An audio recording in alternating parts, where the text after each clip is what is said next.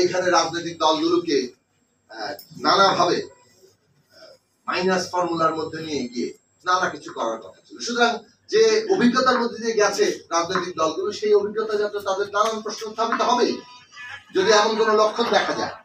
সুতরাং অন্তর্বর্তী সরকারকে এটা বুঝতে হবে যে এই ধরনের কোনো কাজ করা কিংবা কোনো ইঙ্গিত কিংবা কোনো ধরনের তৎপরতা তারা প্রশ্রয় দেবেন না, বরং তারা স্পষ্ট করবেন এঙ্গেজমেন্ট।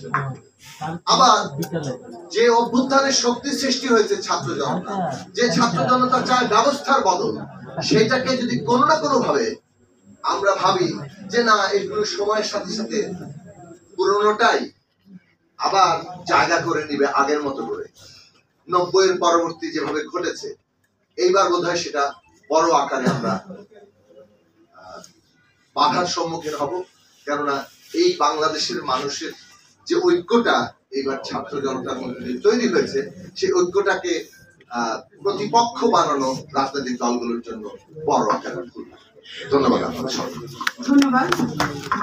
আমরা প্রায় আসলে সময় পার হয়ে গেছে, তারপরেও আমাদের